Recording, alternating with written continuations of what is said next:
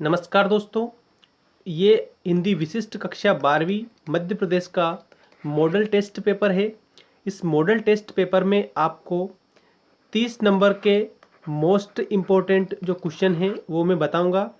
और ये जो मॉडल टेस्ट पेपर है ये परीक्षा अध्ययन द्वारा बनाया गया है, जो कि आपकी वार्षिक परीक्षा को दृष्टिगत रखते हुए आपके जो नए पाठ्यक्रम है उस नए पाठ्यक्रम के आधार पर बनाया है।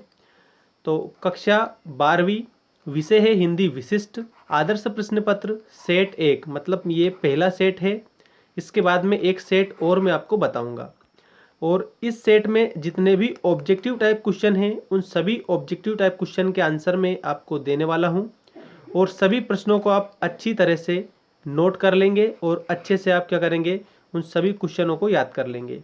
कक्षा 12वीं मध्य प्रदेश वार्षिक परीक्षा। चलिए सबसे पहले इंट्रोडक्शन देख लेते हैं। सभी प्रश्नों को हल करना अनिवार्य है और प्रश्नों के सामने अंकित है उनके अंक। 1 से 5 तक वस्तुनिष्ठ है, 6 से 11 तक विकल्प वाले प्रश्न हैं। तो सबसे पहला क्वेश्चन हम देख लेते हैं। सही विकल्प है, सबसे पहले सही विकल्प है। और एक बात मैं आपको बता दूं, चैनल को सब्सक्राइब जरूर कर लेना, क्योंकि इस प्रकार की अपडेट डेली हमारे चैनल पर आती रहती है।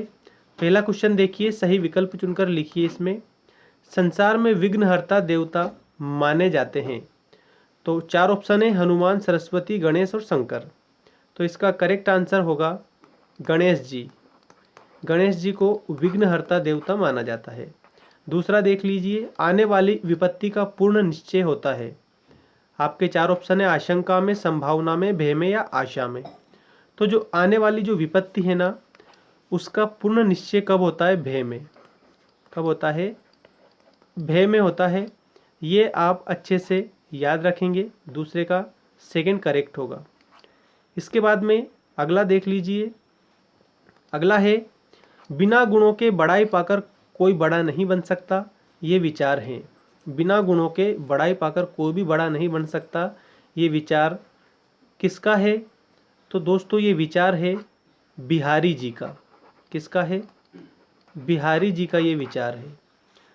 अगला क्वेश्चन आपका इस प्रकार है, शरद जोशी प्रसिद्ध हैं। जो शरद जोशी है ना दोस्तों, वो किस लिए प्रसिद्ध है ये आपको बताना है।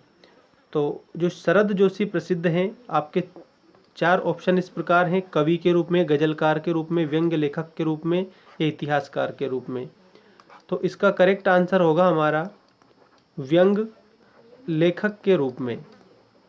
व्यंग्य लेखक के रूप में शरद जोशी प्रसिद्ध हैं। तो सा वाला इसमें करेक्ट हो जाएगा। याद रखेंगे आप अच्छे से। अगला देख लीजिए, विघ्न बाधाएं सहमकर मार्ग छोड़ देती है। जो विघ्न बाधाएं हैं वो कब मार्ग छोड़ देती है? तो 4 ऑप्शन आपके, नवयुवक, दुष्ट का, वृद्ध का या शिशु का। किसका? तो इसमें आपको करेक्ट आंसर लिखना है नवयुवक का। जो नवयुवक होते हैं उनका विघ्न बाधाएं भी मार्ग छोड़ देती है। देववाणी के अनुसार देवकी के इस पुत्र के हाथों कंस का वध निश्चित था। तो जो देववाणी थी उसके आधार पर कंस का वध, 8वां जो पुत्र था देवकी का, उनके हाथों निश्चित था। तो करेक्ट आंसर होगा द वाला। अब देख लेते हैं, रिक्त स्थानों की पूर्ति कीजिए। सभी रिक्त स्थान आपको अच्छे से याद करना है, एक भी रिक्त स्थान को आपको छोड़ना नहीं है। पहला है, वात्सल्य के कुशल चुतेरे हैं। वात्सल्य के कुशल चितेरे कौन हैं? तो इसमें आप बताएंगे सूरदास जी। सूरदास जी को वात्सल्य रस का सम्राट भी बोला जाता है।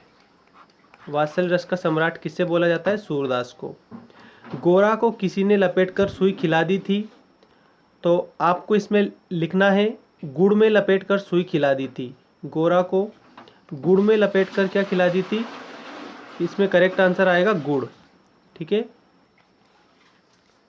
इसके बाद में अगला देख लीजिए, लता जी के गाने की एक मुख्य विशेषता उनका है। तो इसमें आएगा गानपन। रामदरस मिश्र जी का मन बहुत है, किस प्रकार का है? तो अल्पाकांक्षी आप इसमें लिखेंगे। क्या लिखेंगे? अल्पाकांक्षी, अल्पाकांक्षी इसमें करेक्ट करेंगे। विजय पथ पर बढ़ सिपाही, विजय है तेरी सुनिश्चित, कहा है, किसने कहा है? तो ये कहा है विष्णुकांत शास्त्री जी ने। अगला देख लीजिए कि दो भेद है महाकाव्य और खंडकाव्य। तो जो प्रबंध काव्य होता है, प्रबंध काव्य के दो भेद हैं, एक तो है महाकाव्य और एक है खंडकाव्य। महाकाव्य और खंडकाव्य ये प्रबंध काव्य के दो भेद हैं। तो ये आपके पूरे रिक्त स्थान कंप्लीट होते हैं। अब रिक्त स्थान के बाद में हम क्वेश्चन नंबर 3 बात करेंगे। क्वेश्चन नंबर 3 है आपका सत्य असत्य लिखिए, जो कि आपके सामने आ चुका है।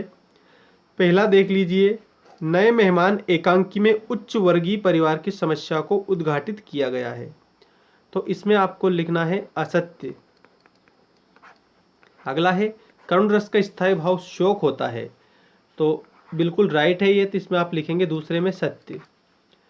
राष्ट्रभाषा को अंग्रेजी में ऑफिशियल लैंग्वेज कहते हैं, तो इसमें आप लिखेंगे असत्य। कबीर प्रेमाश्रयी शाखा के कवि हैं, तो इसमें भी आप लिखेंगे असत्य। और केवट ने नाव पर बैठने की मना करके राम का अपमान कर दिया था, तो ये असत्य है। और मालवा में युगांतर के लेखक डॉक्टर रघुवीर सिंह है। मालवा में युगांतर, इसके जो लेखक है डॉक्टर रघुवीर सिंह है, ये बिल्कुल सही है, तो आप इसमें लिखेंगे सत्य। आपके पूरे जो सत्य असत्य है उसके आंसर ही यहाँ पर दे रखे हैं, इनको भी आप यहाँ से कंप्लीट कर सकते हैं डायरेक्टली भी। अब सत्य असत्य के बाद में हम बात करते हैं सही जोड़ी बनाइए। ये सही जोड़ी आपकी आ चुकी है आपके सामने। हिंदी साहित्य का प्रवेश द्वार, तो इसका करेक्ट आंसर होगा भारतेंदु युग। सबसे पहले आप इसमें क्या लिखेंगे? भारतेंदु युग पहले में। हिंदी साहित्य का इसे प्रवेश द्वार माना जाता है। मंगल वर्षा, तो इसमें लिखेंगे भवानी प्रसाद मिश्र, जो बड़ी ई है ये वाला आएगा इसमें। इसके बाद में संवदिया, तो जो संवदिया है इसमें आपको लिखना है फणीश्वर नाथ रेणु। पूर्ण विचार व्यक्त करने वाला जो शब्द होता है वो वाक्य कहलाता है। पूर्ण विचार व्यक्त करने वाला शब्द वाक्य कहलाता है। साकेत, तो इसमें आपको करेक्ट लिखना है मैथिली शरण गुप्त, ठीक है। और कंस की बहन, तो कंस की जो बहन है वो कौन थी? देवकी, ये दा वाला इसमें आप लिखेंगे। तो ये आपकी सही जोड़ी कंप्लीट होती है। सही जोड़ी के बाद में हम अगले क्वेश्चन की ओर रुख करते हैं। वो है आपका 5वां क्वेश्चन। निम्नलिखित प्रश्नों के उत्तर एक शब्द या एक वाक्य में लिखिए। पूरे 12वीं क्लास के जो ये मोस्ट इम्पोर्टेंट क्वेश्चन हैं, ये सभी परीक्षा अध्ययन वालों ने बनाए हैं और आपके नवीन जो पाठ्यक्रम है उसी के आधार पर बनाए हैं। चलिए देखते हैं। निम्नलिखित प्रश्नों के उत्तर एक वाक्य में दीजिए। में सबसे पहला, घनानंद के अनुसार स्नेह का मार्ग कैसा है? तो अत्यंत सीधा है। कैसा है? अत्यंत सीधा। उषा प्रियवंदा, लिखित किसी एक कहानी का नाम बताइए। तो जो वापसी है ये किसने लिखा? उषा प्रियवंदा ने लिखा। तात्या टोपे को किस गुप्त स्थान पर रखा गया था? तो तात्या टोपे को रखा गया था पाड़ोन के जंगल में। कहाँ पर रखा गया था? पाड़ोन के जंगल में उनको रखा गया था। अगला देख लीजिए, जहाँ किसी अन्य व्यक्ति या वस्तु को लक्ष्य में रखकर किसी अन्य से कोई बात कही जाए वहाँ पर कौन सा अलंकार होता है? देखो इसमें समझ लो पहले, जहाँ पर कोई भी अन्य व्यक्ति है, ठीक है, और यह वस्तु है, उसको लक्ष्य रखकर किसी अन्य से कोई बात कही जाए तो वहाँ पर कौन सा अलंकार होता है? तो वहाँ पर होता है अन्योक्ति अलंकार। कौन सा होता है? अन्योक्ति अलंकार। इस तरह से आप इसमें अन्योक्ति अलंकार लिखेंगे। और अगला देख लीजिए, गीता और स्वधर्म निबंध के लेखक कौन है? तो आचार्य विनोबा भावे।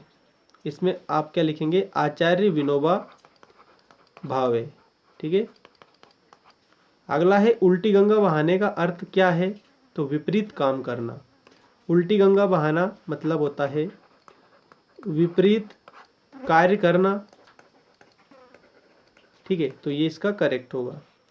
आज के इस वीडियो के माध्यम से हमने देखे एक तो सही विकल्प और रिक्त स्थान, रिक्त स्थान के बाद में सत्य असत्य, सही जोड़ी और एक शब्द या एक वाक्य में उत्तर दीजिए, जो कक्षा 12वीं हिंदी विशिष्ट मध्य प्रदेश के विद्यार्थियों के लिए मोस्ट इम्पोर्टेंट है, जो आपकी वार्षिक परीक्षा में बहुत ही कारगर साबित होने वाले हैं।